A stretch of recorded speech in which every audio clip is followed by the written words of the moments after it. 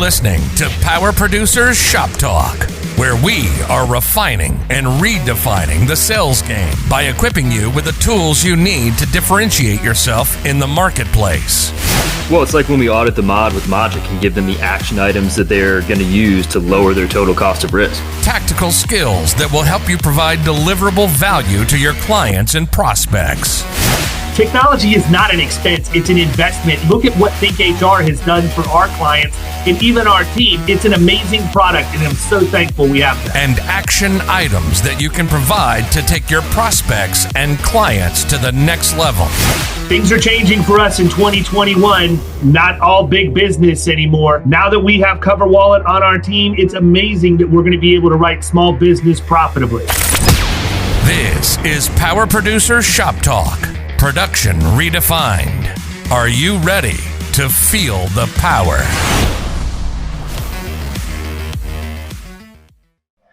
Hey everybody, welcome to Power Producers Shop Talk, where we have got Peter MacDonald from Wunderite in what is the first of a 6-part series called the MacDonald Sessions.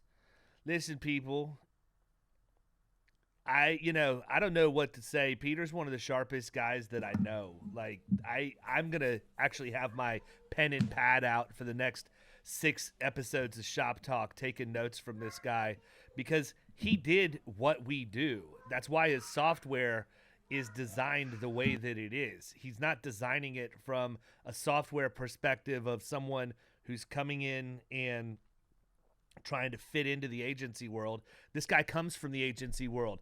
And there's a lot of people out there who've made comments about why podcasters have to have InsurTech people on here.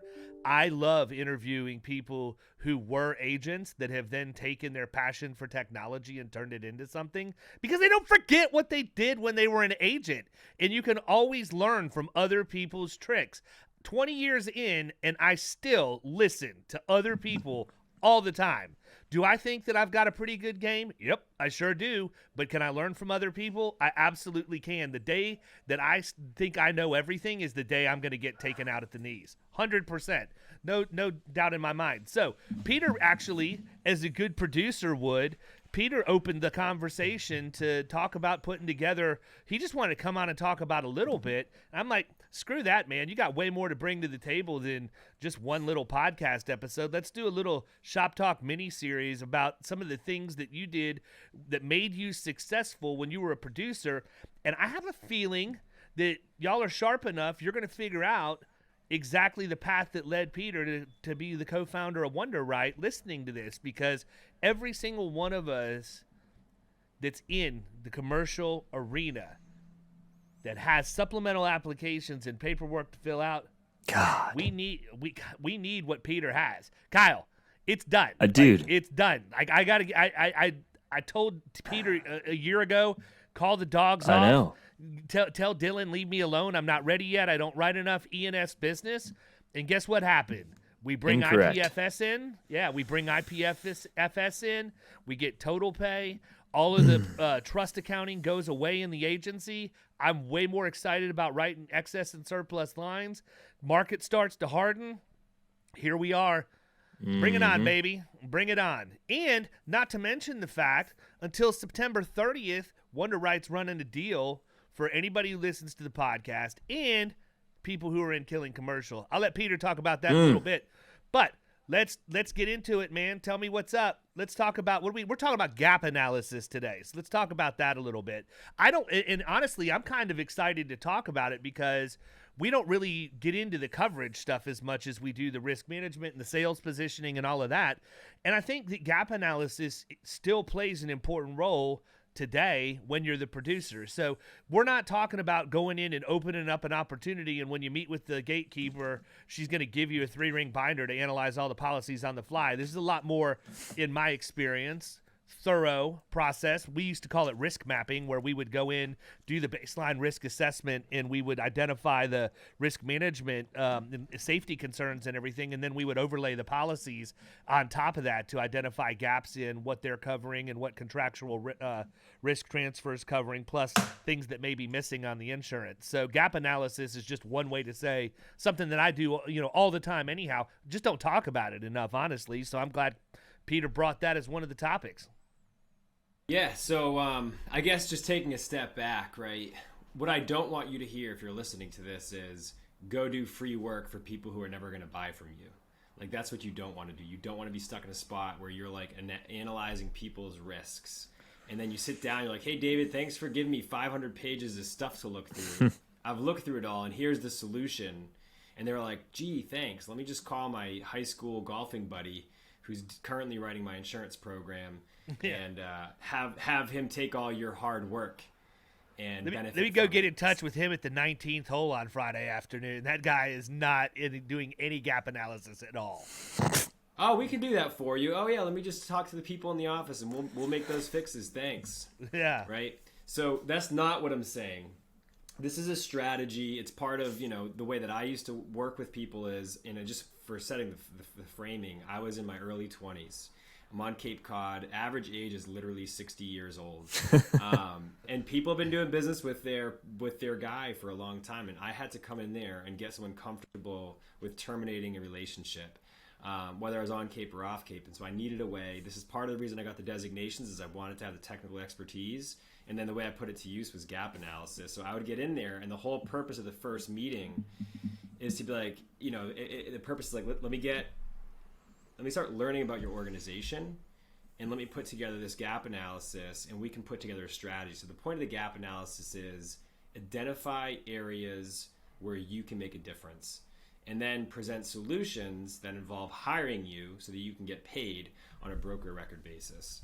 So that's kind of how the gap analysis, at least for me, originated. Let me, I'm going to share my screen. I know a lot of you all are listening on, not on YouTube. So I'm going to walk through the things that we talk through when I'm sharing my screen as well, so you can have full context. Yeah, I think just real quick, so that everybody who listens on a regular basis understands how we fit this in at Florida Risk.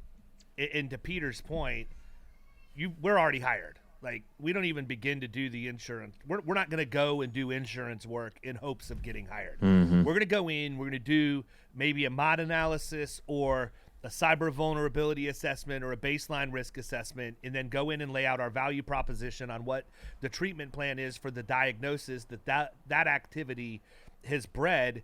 And we're going to get a letter of engagement signed at that point, and agent of record letters for any current policies that are in place, because we have to be your agent to move forward with any insurance work at all.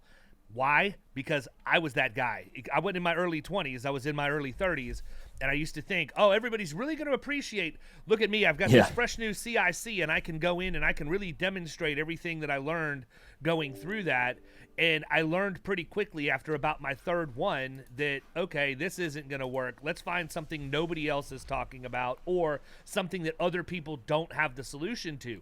That's the reason why I'm so drawn to the risk management approach, is because other agencies that we compete against just don't have the ability in-house, or they're not willing to spend the money. So that's why it's so easy from my perspective to go after middle market using comp as a lead-in or something quantifiable. Like, again, I'll say it again, cyber is a huge one. If you're not leading with cyber right now using a vulnerability assessment the exact same way that we use the experience mod, you're missing a huge huge opportunity. And it's easy too.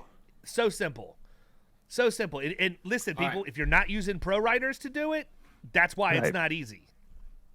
Mm-hmm. So I'm going to break it down for you here, how I used to do gap analysis. And again, different ways of doing this. I used to do this to break into the account. My objective was, I'm going to win this account in a broker of record. Anytime I'm looking at an account, whether it's a prospect or it's an existing customer, and I know, listen, everyone who listens to this podcast is going to be an awesome producer, but it's possible you might be able to sharpen up and check for some of your biggest accounts. All right, so when I'm looking at someone's insurance policies, one of the first thing I'm like, hey, do you guys have a clear insurance summary? Can't tell you the number of times I go into an account and the office manager, who has no idea how insurance works, has no clear insurance summary. It's like a basic 101. If your prospect or your customer doesn't have a clear insurance summary, check the box and be like, here's an area of pain that I can talk to later. And of course, when you talk to this, what you don't want to say is, hey, your current agent didn't give you a clear insurance summary. You don't want to just say that because it doesn't really create any pain. Rather, you want to show and tell. And it makes you look like a schlep because you're talking trash about their existing representation. Exactly. So look if these things are listed properly. Again, you're just looking to, if you're trying to create a cumulative effect of all this stuff that you can point to, like, why are there so many mistakes? The number one place to start is named insured. I can't tell you the number of times if somebody had, a payroll company, a property holding company, and some other companies, especially if you're in construction, man, these guys have new LLCs for every job. And the number of times that people get the entities wrong, who does what, where does the money flow, map that out.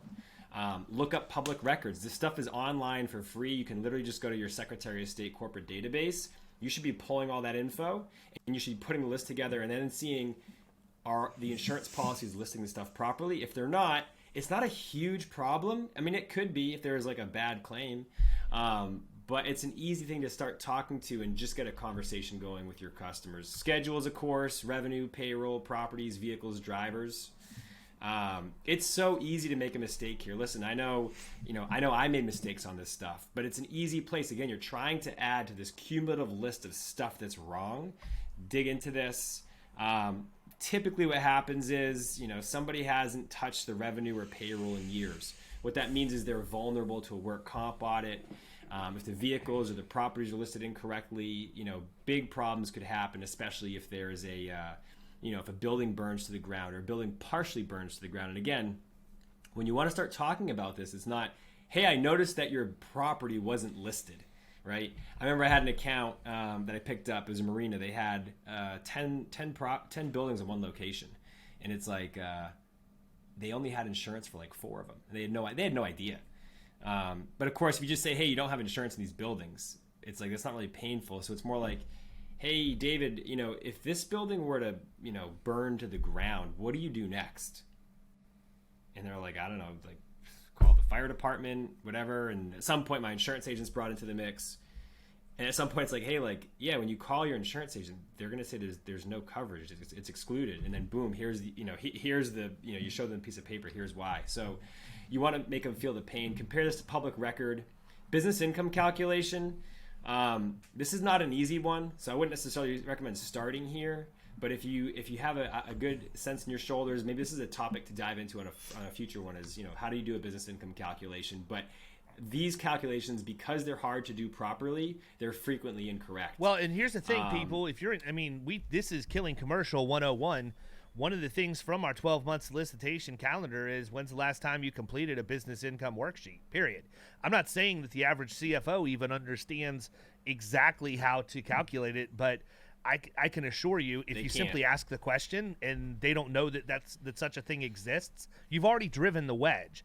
And the other thing I wanted to bring up quickly, because I don't want to interrupt Peter because he's just running right down the line. But when you get back to the point of named insureds, this is exactly why you do the research on your prospect before you ever meet with them the first time. If you have a Department of State website available to you, you should know everything that person you're meeting with is tied to, both as an entity and as an individual. I talk about it in the extra 2 minutes. I talk about it in Killing Commercial. We've talked about it on the podcast before. But one of the things I do is I'm going to go look at the filing with the Florida Department of State for the entity. I'm going to look at who the managing members are or the register agent, whoever, and then I'm going to go in and I'm going to search by each one of their names, because most of the time these people have holdings in an LLC. They sit on nonprofit boards that they may be listed on. And you don't need to go in and show them all of this stuff. You're doing it so that you know what you're walking into, or at least think you are, and through questioning, just like Peter said, you don't go in and say, hey, I noticed you had this, and throw it in their face. You just simply ask questions. Hey, through my research, I noticed that you're involved with such and such.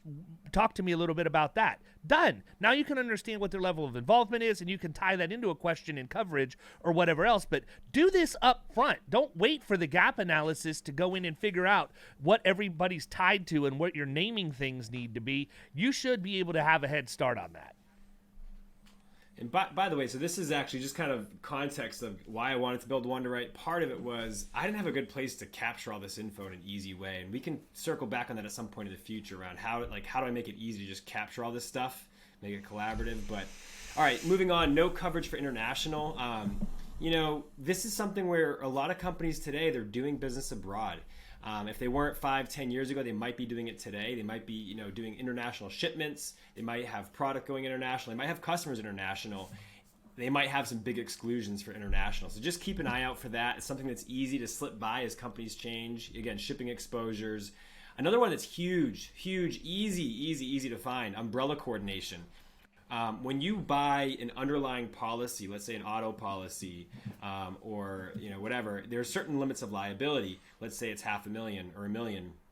The umbrella is going to require a certain level of underlying coverage from the auto, and it's like, do those things coordinate? Can't tell you the number of times these things were incorrect, which would leave the customer or prospect exposed, whether it's insufficient limits of liability underneath, or the carrier was not A-rated, had to be an A-rated carrier, or just like entire policies not even listed. This is like free coverage that's literally missing because someone didn't do their job on umbrella. And again, I was guilty. Sometimes, when you're working really hard to go get new business, like these are easy things that can slip under the rug with your existing clients. This is actually a good thing to do as part of your annual, So here's my question, review. Peter. What's the biggest account you ever closed as a result of uncovering something missing from the umbrella?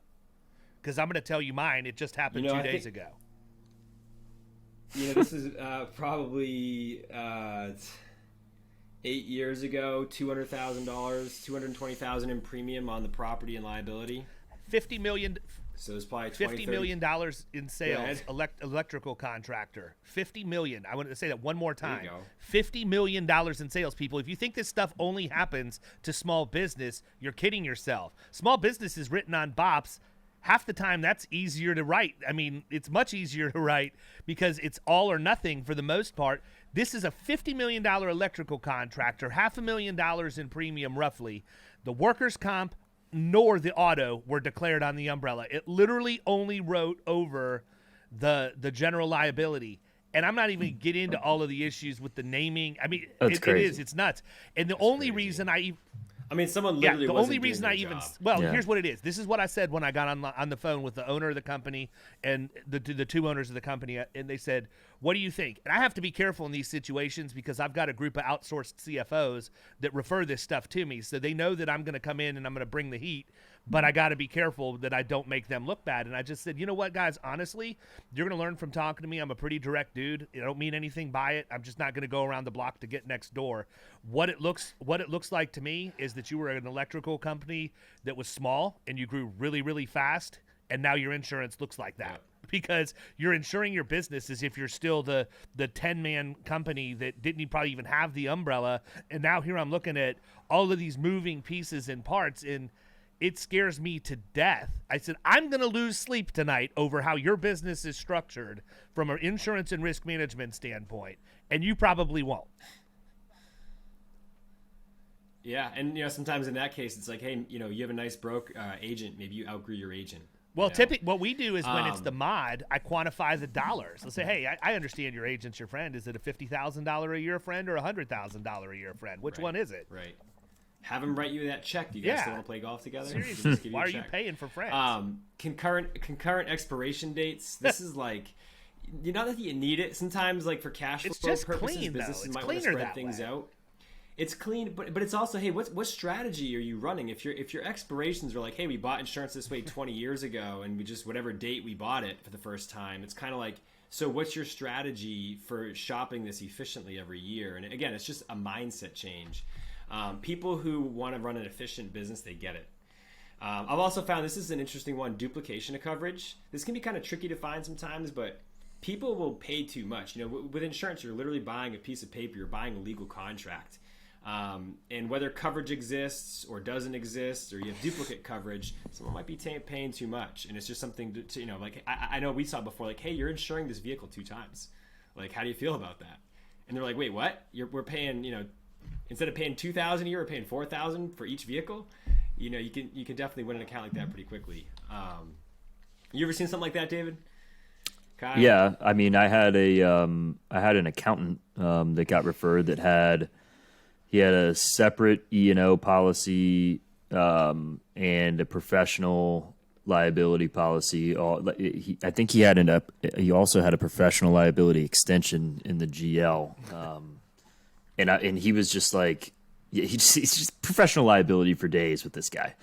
I'll tell you where I've seen it before that's been interesting is I wrote an IT staffing company like early on in my career, and the guy sent the stuff over to me to look at, and I kept going through and I kept seeing bond after bond after bond for $1 million, and I'm like, dude, what are you doing, man? Like, Has anybody explained to you that you could write like one bond with a larger limit and make it blanket, and we can just endorse these bondholders, these obligees on here every time you need one?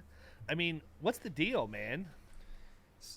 Sometimes people don't like they came into a job, they inherited the insurance, they have no idea what they're looking at. I mean, listen, let's be honest, half the agents. Well, I asked him. I said, hey, why do you have all these bonds? He said, because we need them. I'm like, why do you need them? He goes, because every time my sales guy goes and gets, or my sales people go and get a deal, we just go get whatever we need from that we don't have from a requirement standpoint. I'm like, I just saved you $50,000 that quickly, just fixing your bonding issue. Just take it one step further. Whenever I wanted to talk about savings, right? Let's say they were overspending $4,000 a year or $10,000. If they're overspending $10,000 a year, I'd say, hey, David, what was your profit margin?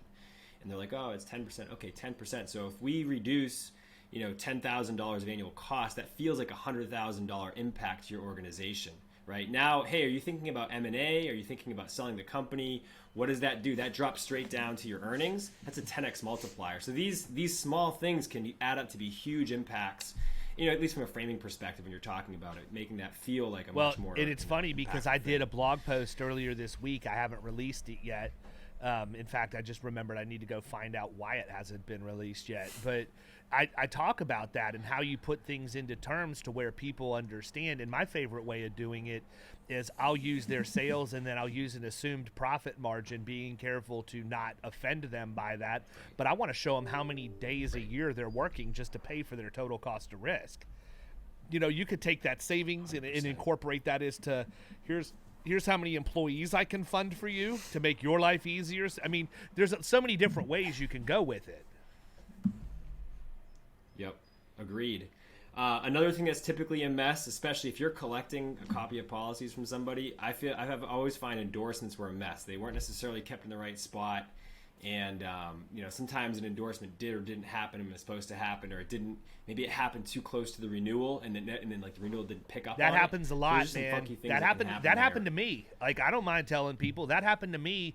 We had a fleet. It was like a year ago, and I didn't. Maybe it was 2 years ago. We were relatively new with our relationship with Guard, and I didn't realize. I was under the impression, okay, we're just gonna. And guess what? Didn't check in the renewal when it came in the way that I should have. Number one, I'm not sitting checking in renewals personally, but my account manager didn't check in the renewal and didn't pick up on it, and then all of a sudden, guess which vehicle was in a wreck. Now, all that to say, Guard stepped up and took care of it because it was obvious of the intent. They endorsed the vehicle onto the current policy. But I mean, that's a really good point, man, especially with technology and how easy it is to add this stuff now. It's not like you're going in and doing a change request in your AMS every time you want to do a vehicle and you're following that paper trail. It's really dangerous how simple it is to do that. So that's a really good point. The other thing I want to bring up is it does go back to checking in your quotes and checking in your policies. But look, people, look at the schedule of forms and endorsements before you ever even dive into any of this stuff. Look at your named insureds, obviously, because that's going to be one of the first things you see. Look at your underwriting exposure data, but look at the list of forms and endorsements that were on the quote, and then look and see what's actually in the policy when you get it. And if it's a new piece of business you're going after, the low-hanging, you will know the low-hanging fruit from the schedule. You're going to know what the restrictive endorsements are and what could cause that client an issue at audit or whatever else. I mean, it's insane, some of the things, especially with the way they do minimum earned at this point, minimum premium, minimum earned premium, and all of that. I mean, that's a whole other discussion for another day. But in the E&S world, that's another way you can go in, because sometimes people, like, especially with COVID, what happens when you're in E&S and all of a sudden you do half the business, but you're on 100% minimum premium policy, you're toast. You're not going to give you that money back. 100%. That's not going to be a fun day in the office. Yeah, and listen, I think, David, I texted you the other day, I'm having a little FOMO with all the opportunity that's out there. I mean, you can see just looking at like page 1 of gap analysis, you look at some of your own best accounts, and it's like, there could be these kind of gaps you might have, to the listeners out there. And if I'm out there hungry to win new business, these are the tools I'm using in my arsenal to go, win accounts. I got a lot more to chat through here, and I know, we want to keep things short and to the point here, so maybe we come back. But, I know work comp experience mod, Dave, you've covered that a lot. Big up here where I'm on Cape Cod, some of the gotchas, ordinance or law coverage, missing, non-existent. People don't understand what this means, so you need to get, like, when you're starting to think through how do I explain that, and we'll talk about how do you explain stuff maybe in a follow-up. Again, you don't want to just blabber to your prospect, hey, you guys don't have ordinance or law. They're going to be like, I don't really care. You're kind of weird. Get out of here. You know how I explain it? I point to the blue tarp on my neighbor's roof who didn't have enough ordinance and law and had a tree go through the roof and do electrical damage on the inside of the foyer of his house. And when they came out, they had to bring the entire home up to code, and the house was built in 1980.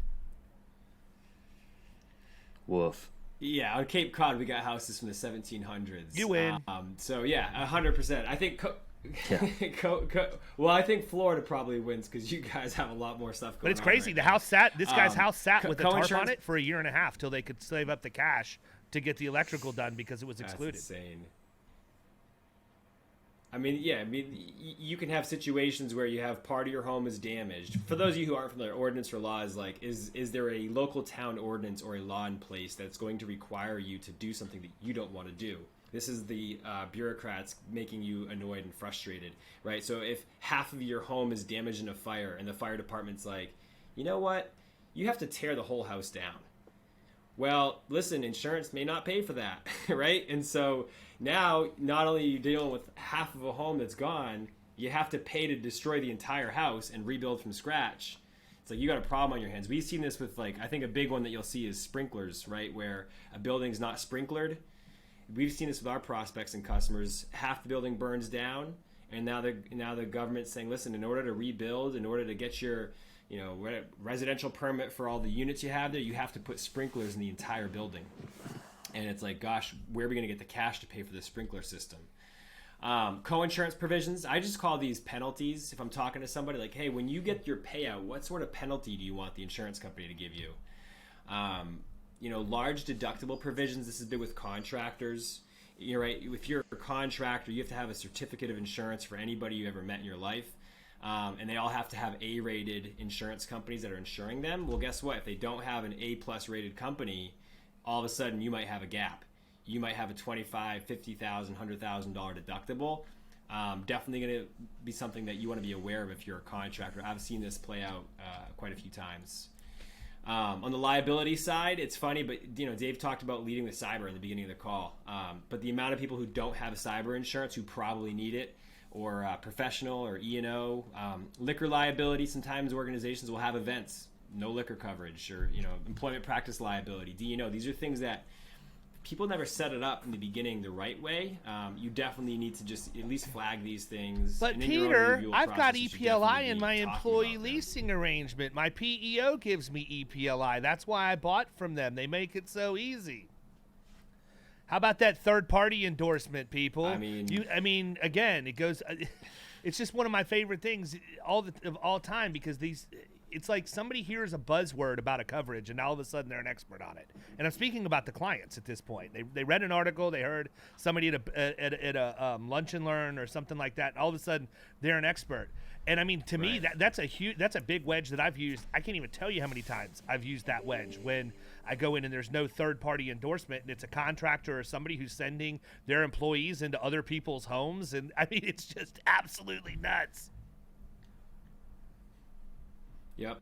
And again, what we're trying to do here in this gap analysis is not necessarily fix all the problems at once, right? Because you're probably not going to be able to do that. But it's just, what are all the things you can start to create pain about?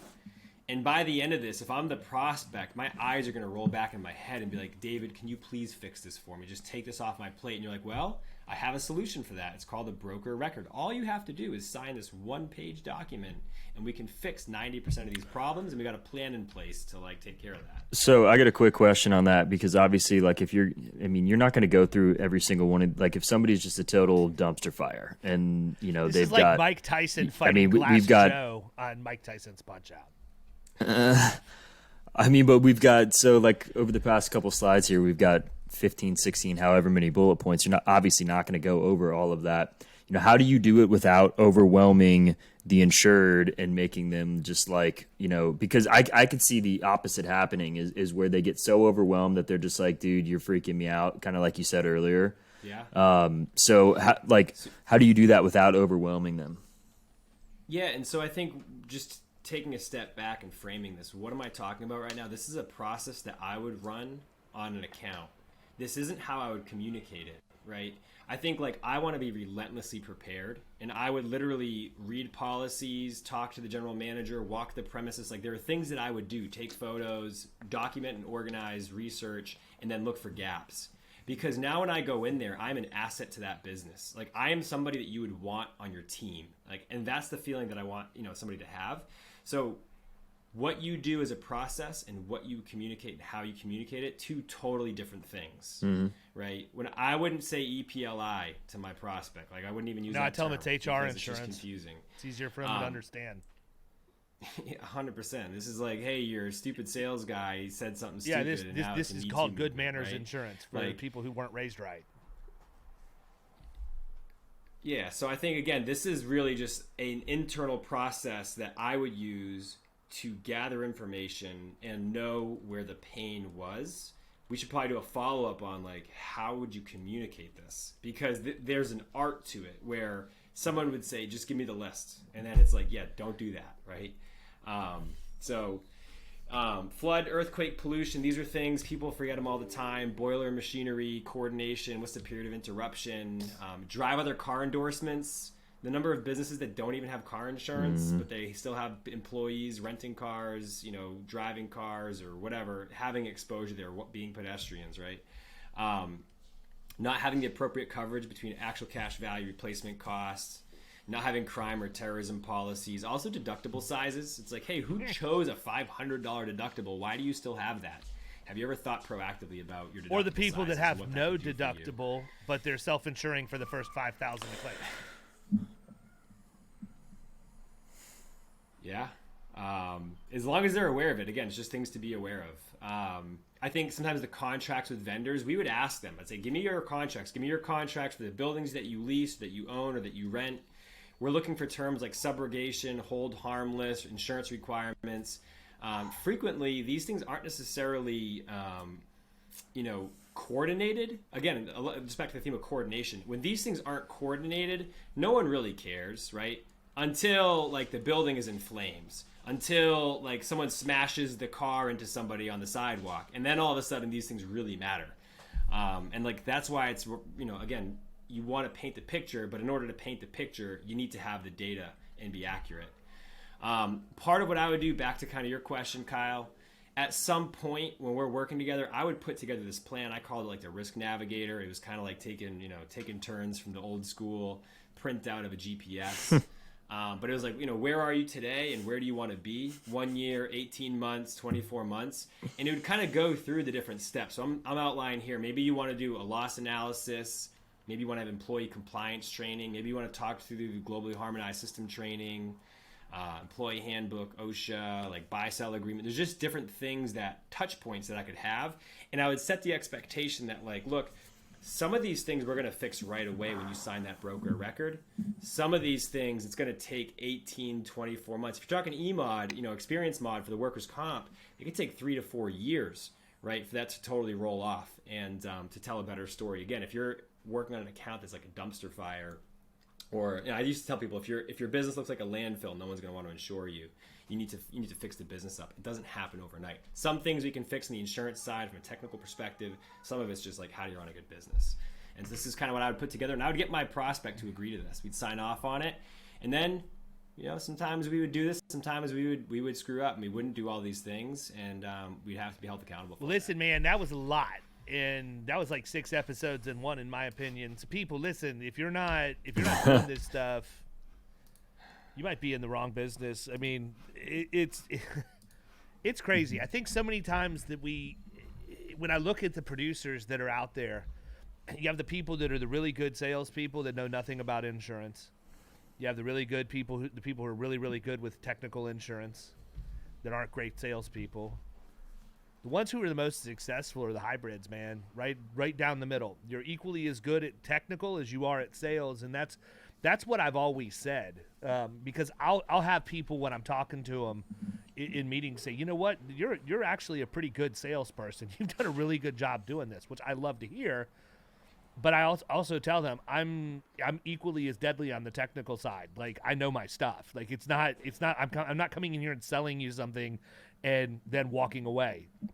I actually know what I'm doing too, and that's one of the reasons why I think that I've interfaced so well. The other thing is I've gotten older. I've got a million stories now, so it's a lot easier to talk about the claim that went bad or whatever else. And I think some of that just comes with the maturation of your career. So, listen, people, we're going to wrap this one up. Peter, quick, give them the special pricing for Wunderite and how to get a hold of you before we do, because this episode will run long before that special deal's over.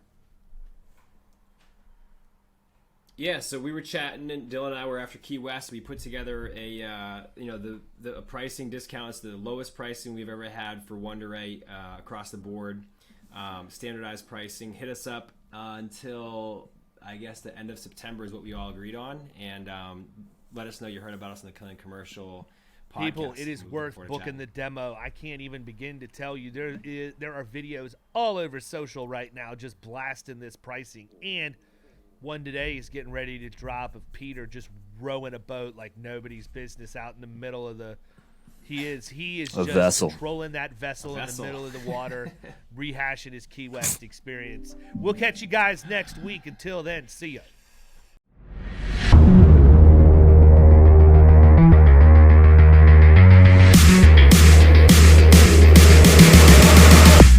You've been listening to Power Producers Shop Talk. You can follow us at the Power Producers Podcast on Facebook and Instagram. And if you want to take your game to the next level, check out our commercial insurance training course at killingcommercial.com or visit Amazon to pick up a copy of our international best-selling book, The Extra 2 Minutes.